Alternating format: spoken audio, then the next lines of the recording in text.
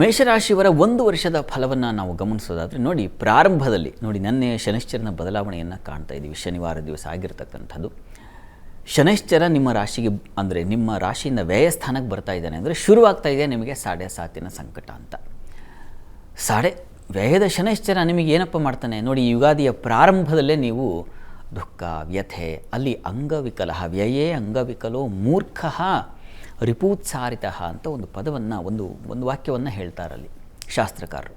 ಶನೈಶ್ಚರ ವ್ಯಯದಲ್ಲಿ ಸಂಚರಿಸುವಾಗ ಮೂರ್ಖತನ ಬರ್ತದೆ, ಅಪವ್ಯಯಗಳು ಉಂಟಾಗುತ್ತೆ, ಕಣ್ಣಿನ ಬಾಧೆಗಳು ಉಂಟಾಗುವ ಸಾಧ್ಯತೆ, ರೋಗ ಪೀಡಿತರಾಗ್ತಕ್ಕಂತಹ ಸಾಧ್ಯತೆಯನ್ನು ಸೂಚಿಸುತ್ತೆ, ಶತ್ರುಗಳಿಂದ ದೂರ ಆಗ್ತಕ್ಕಂಥದ್ದು ಒಂದಿದೆ.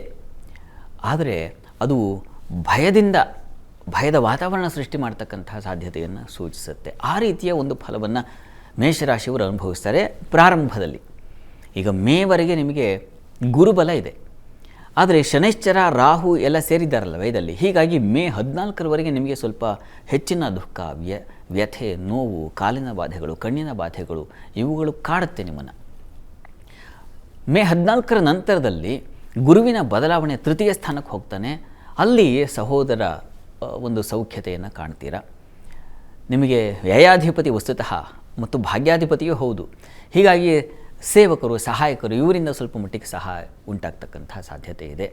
ಮತ್ತು ಧೈರ್ಯ, ಶೌರ್ಯ, ಸಾಹಸ ಒಳ್ಳೆಯ ರೀತಿಯಲ್ಲಿ, ಅಂದರೆ ಯಾವುದಾದ್ರೂ ದೇವಸ್ಥಾನ, ಯಾವುದಾದ್ರೂ ಪೂಜಾ ಕಾರ್ಯಗಳು ಅಥವಾ ಇನ್ಯಾವುದೋ ಒಂದು ಧರ್ಮ ಕಾರ್ಯಗಳು, ದೇಶಕ್ಕಾಗಿ ಧರ್ಮಕ್ಕಾಗಿ ಹೋರಾಟ ಮಾಡ್ತಕ್ಕಂಥ ಶಕ್ತಿಯನ್ನು ಈ ಗುರು ನಿಮ್ಮಲ್ಲಿ ತುಂಬುತ್ತಾನೆ.